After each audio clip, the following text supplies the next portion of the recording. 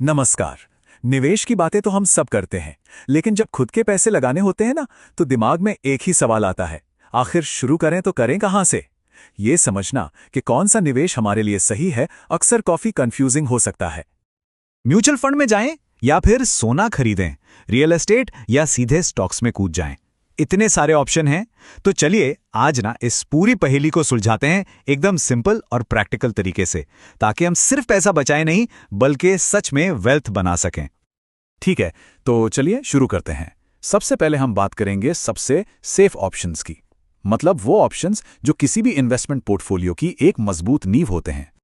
सबसे पहला और सबसे जाना पहचाना नाम फिक्स्ड डिपॉजिट यानी हमारी एफडी। इसे ना इन्वेस्टमेंट का सेफेस्ट जोन माना जाता है। आपको इसमें लगभग 6 से 7.5% का एक फिक्स्ड रिटर्न मिलता है। और रिस्क, भाई रिस्क तो इसमें ना के बराबर है।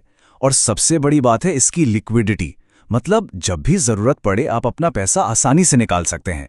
अगर आपका कोई छोटा मोटा गोल है, मान लीजिए 1-2 साल का, तो एफडी एक बहुत अच्छा ऑप्शन है।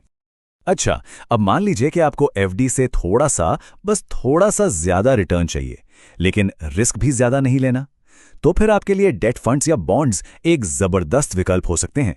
इनमें आपको 6 से 9% तक का रिटर्न मिल सकता है और रिस्क भी काफी कम रहता है। ये उन लोगों के लिए बेस्ट हैं जिन्हें अपने इन्वेस्टमेंट से एक रेगुलर इनकम चाहिए। अब बात करते हैं सोने की, गोल्ड। ये तो एक सदाबहार इन्वेस्टमेंट है ना? सदियों से महंगाई से बचने के लिए इसे एक मजबूत ढाल माना गया है।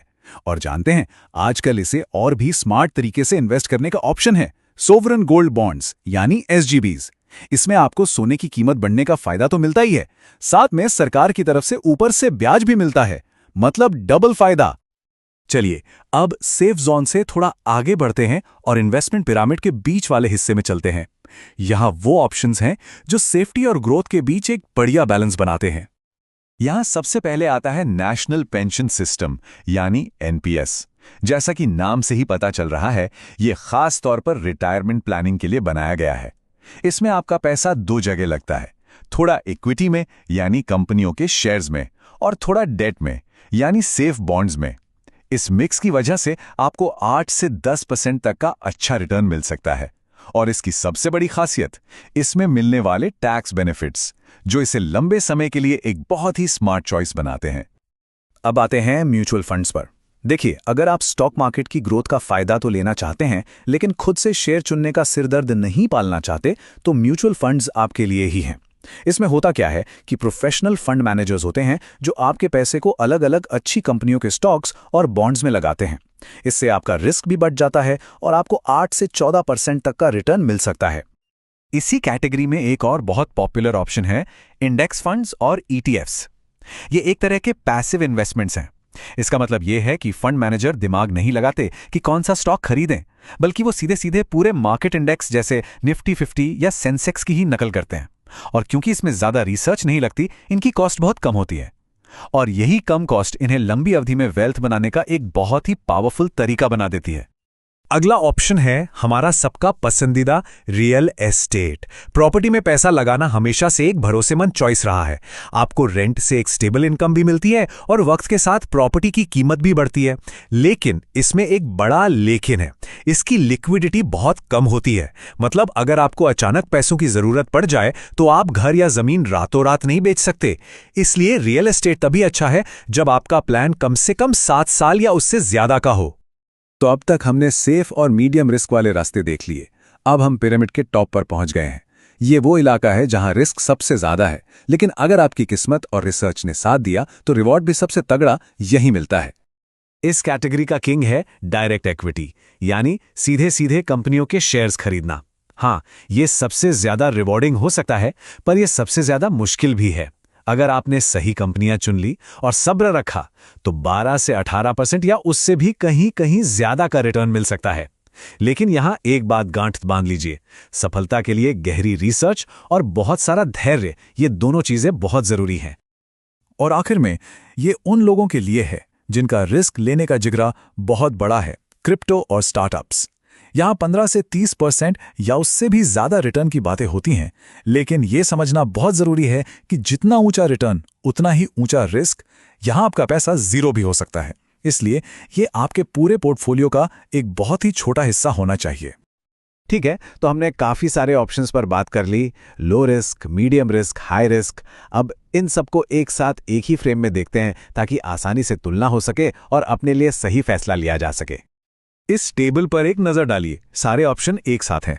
देखिए, एफडी और डेट फंड्स जहां रिस्क बहुत कम है और रिटर्न 6 से 9% के आसपास, ये शॉर्ट टर्म मतलब 1 से 5 साल के लिए ठीक है।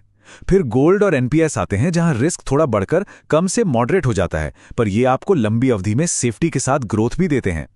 और फिर हैं म्यूचुअल फंड्स, इंडेक्स फंड्स और रियल एस्टेट, जहां मॉडरेट रिस्क के साथ आप 14% तक के रिटर्न की उम्मीद कर सकते हैं। और अब देखिए टेबल का आखिरी हिस्सा, हाई रिटर्न वाले ऑप्शंस, स्टॉक्स जहां रिस्क हाई है पर रिटर्न भी 12 से 18% या उससे ज्यादा हो सकता है। और फिर क्रिप्टो या स्टार्टअप्स जहां रिस्क बहुत ज्यादा है लेकिन रिटर्न की कोई सीमा नहीं। तो आप एक पैटर्न देख रहे हैं, जैसे जैसे रिटर्न की उम्मीद बढ़ रही है वैसे वैसे रिस्क भी बढ़ता जा रहा है। और यही इन्वेस्टमेंट का सबसे बड़ा और बेसिक नियम है। चलिए, अब तक हमने ये तो समझ लिया कि पैसा लगाना कहाँ कहाँ है, लेकिन अब जो बात मैं कहने जा रहा हूं वो इन सब नंबरों से ज्यादा जरूरी है। अब हम बात करेंगे उस माइंडसेट की, उस सोच की जो सिर्फ पैसा लगाने और सच में दौलत बनाने के बीच का फर्क तय करती है। इस फॉर्मूले को जरा ध्यान से देखिए। असली दौलत बराबर समय गुणा धैर्य गुणा सही चुनाव। इसका मतलब क्या है? मतलब ये कि असली वेल्थ सिर्फ ऊंचे रिटर्न के पीछे भागने से नहीं बनती, वो बनती है सही इन्वेस्टमेंट को चुनकर और फिर उसे ग्रो करने के लिए भरपूर समय देने से। टाइम और पेशेंस, ये 2 सबसे बड़े हथियार हैं। और ये कोई किताबी बातें नहीं है। चलिए मैं आपको इसके कुछ असली दुनिया के सबूत दिखाता हूं जो ये साबित करते हैं कि धैर्य का फल वाकई मीठा होता है। जरा अपने आसपास देखिए, टाटा एलेक्सी जैसी कंपनी जिसने 5 साल में 8 गुना रिटर्न दिया, आईआरसीटीसी जो 3 गुना बढ़ गया, और जोमैटो को देखिए, एक मुश्किल दौर से गुजरने के बाद कितनी मजबूती से वापस आया है। क्या ये सिर्फ किस्मत थी? नहीं, ये धैर्य, डीप स्टडी और उस बिजनेस पर भरोसे का नतीजा था। और बस यही वो फलसफा है, यही वो सोच है जिसे हम यहाँ सीखने की कोशिश करते हैं। कैसे अच्छे बिजनेस को पहचानें, उनकी असली कीमत समझें और फिर बिना डरे बिना घबराए उनमें इन्वेस्ट करें। क्योंकि यहाँ हम मार्केट के शोर शराबे के पीछे नहीं भागते, हम अवसर को पकड़ते हैं। तो आज का सवाल बस इतना सा है, आप किसे ट्रेड कर रहे हैं, शोर को या अवसर को?